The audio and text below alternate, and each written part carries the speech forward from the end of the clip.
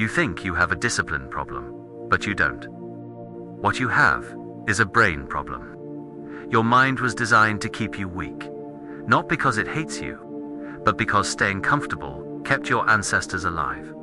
But we live in a new world, one where comfort kills dreams, and discipline builds a life you once thought was impossible.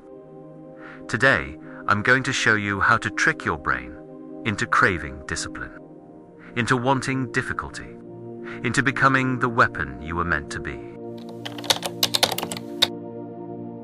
Your brain is not designed for discipline. It is designed for survival. Discipline is pain. Pain used to mean danger, and danger meant death. When you try to wake up early, your brain whispers, "Stay in bed. It's warm. It's safe." When you try to work out, your brain says, "Save energy. You might need that later." When you want to build a business, your brain screams, "Too risky. What if you fail?" Your mind is stuck in the past, but you are living in the modern world. Comfort is no longer survival. Comfort is death by softness. Discipline does not start with habits. It starts with identity. You do what you think you are. A smoker smokes because he believes he is a smoker. A lazy person stays lazy because it's part of his identity. But a disciplined person doesn't need motivation. He acts because that is who he is. Identity is the strongest force in human psychology.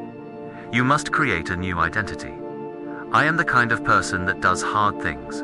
Not tomorrow, not next week. Today. Your brain doesn't understand big changes, but it understands momentum. Here's the trick. Do the hard thing, but only for 2 minutes. That's it. 2 minutes. Go to the gym for 2 minutes. Write for 2 minutes. Meditate for 2 minutes. Your brain won't fight it. It's too small to trigger resistance. But once you start, 2 minutes becomes 5. 5 becomes 15. 15 becomes a full session. The secret is simple. Starting is the battle.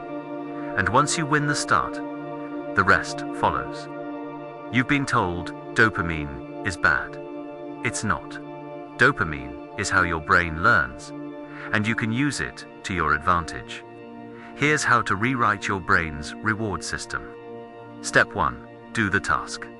Step 2. Reward yourself instantly. Small reward. Step 3. Increase difficulties slowly.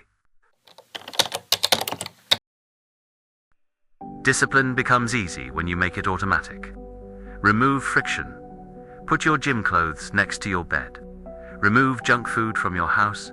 Turn your phone off while working. Add friction to bad habits. Uninstall addictive apps. Change passwords. Block websites. Make the good path smooth. Make the bad path painful. Your brain has been controlling you your entire life. But today, you learned how to control it. Discipline is not suffering. Discipline is freedom. Every hard thing you do shapes you into someone stronger. Your new identity begins now. You don't chase discipline anymore. You live it. You have become the kind of person who does hard things. Your future self is watching and smiling. But here's where things get interesting. Your brain doesn't just react to discipline, it adapts to it. Every time you choose the harder path, the extra rep, the extra paragraph, the extra hour of work, you are literally reshaping the neural pathways in your mind. Not metaphorically, not spiritually, physically rewiring the structure of your brain. This is called neuroplasticity, and it's the reason small changes create massive results over time. Think about it like carving a trail through a forest. The first time you walk it, it's hard. You push branches aside, climb over obstacles, struggle to find the path. But the more you walk it, the clearer it becomes. Eventually, that path becomes the easiest route to walk. Your brain works the same way. The actions you repeat become the actions you prefer. So when people say, "I hate discipline," what they're really saying is, "I haven't walked that path enough for it to feel natural." And that's good news, because it means discipline is not about being born special. It's about training your brain the same way you train a muscle. If you are enjoying the content, press the subscribe button. Thank you for your support. Here's the truth nobody likes to admit. Your brain is not trying to make you successful. It's trying to keep you comfortable. Comfort is biologically rewarded. That's why scrolling feels good. That's why junk food feels good. That's why procrastination feels good. Not because those things are valuable, but because they require no energy, no risk, no discomfort. Your brain believes comfort equals survival. But comfort is also the silent killer of potential.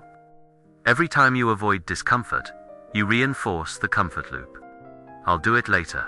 I don't feel motivated. I need to rest first. And the more you give in, the stronger that loop becomes. But here's the twist. The comfort loop doesn't disappear when you build discipline. You simply build a second loop, the discipline loop, that becomes stronger over time. At first, it's weak. It has no power. But the more you feed it, the more automatic it becomes. Until one day, your brain starts craving the challenge, craving progress, craving the work. Here's a practical trick that forces discipline into motion. The 3-second rule. Whenever you face a task, you're avoiding waking up early, going to the gym, starting your project. Give yourself 3 seconds to move toward it. Not to finish it, not to commit your life to it, just to initiate it. Because action kills hesitation. If you stand there thinking, you're done, you lose. Your brain will convince you to quit. But if you move before your brain reacts, you win. Every time you apply this rule, your brain learns something new. When I say, I'll do something, I do it. That's how self-trust is built. People think confidence comes from success. It doesn't. Confidence comes from self-respect, and self-respect comes from keeping your promises to yourself, even the small ones. Let me tell you something brutal. If you rely on motivation, you will lose. Motivation is fragile. It disappears when you're tired. It disappears when life gets messy. It disappears when results take too long. Motivation is a spark, and sparks burn out. Discipline is the fire that keeps burning. Here's the real truth. You don't need motivation. You need momentum. Momentum is built on small wins, performed consistently, even when you don't feel like it. If you do something for 2 minutes every day, you will outperform someone who works for 2 hours once a week. Success doesn't come from intensity. It comes from consistency. And consistency comes from building systems, not feelings. Here's the part most people never understand. Discipline is not something you do. Discipline is something you become. If you try to force discipline on yourself, it will always feel unnatural. It will always feel like you're pretending. But when discipline becomes part of your identity, everything changes. Your actions no longer feel like obligations. They feel like expressions of who you are. Think about it. A runner doesn't wake up and ask, "Do I feel like running today?" A runner runs. Because that is who they are. A disciplined person doesn't ask, "Should I work on my goals today?" A disciplined person works, because that is who they are. You don't rise to the level of your goals. You fall to the level of your identity. So if you want to like discipline, you have to become someone who does hard things by default. And that transformation begins the moment you stop saying, "I'm trying to be disciplined," and start saying, "I am the kind of person who keeps going." Most people think their brain naturally avoids discomfort. That's only half true. Your brain avoids meaningless discomfort, but it deeply loves meaningful difficulty. Think of the last time you finished something tough. A hard workout, a long assignment, a difficult conversation. Remember that feeling afterward. That wasn't relief. That was dopamine, the real kind, the earned kind. Your brain rewards progress, growth, mastery, momentum, personal evolution, not shortcuts, not comfort, not scrolling. So here's the secret. If you want your brain to enjoy discipline, you must give it evidence that effort equals reward. Small actions, small wins, stacked every single day, because the brain loves what you reward it for. Reward it for escaping. You become a runner, not the athletic kind, the escape kind. Reward it for effort. You become unstoppable. If you want real change, you need a ritual. A daily moment that tells your brain, this is who I am now. It doesn't have to be dramatic. It doesn't need 2 hours. It doesn't need perfection. It just needs to be non-negotiable. Try this. Every day, no matter what, do one hard thing. Just one. 10 push-ups, 5 minutes of reading, 1 cold shower, 10 minutes of deep work, 2 minutes of meditation, 1 page of writing. The action doesn't matter. The identity you build from it does. This ritual is your anchor, your proof to yourself that you are in control. You don't skip it because you're tired. You don't skip it because you feel sad. You don't skip it because you're busy. You do it because your future self depends on it.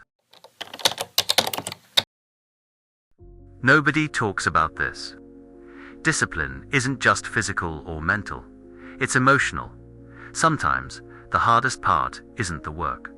It's facing the emotions that come with the work. Fear, doubt, insecurity, shame, frustration. Discipline forces you to confront parts of yourself you normally hide from. But here's the twist.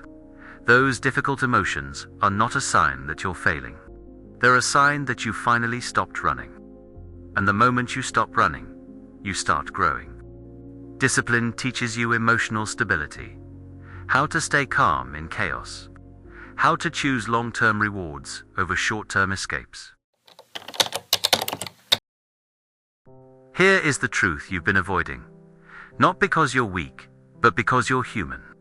Your life is being shaped every single day, either by your discipline or by your lack of it.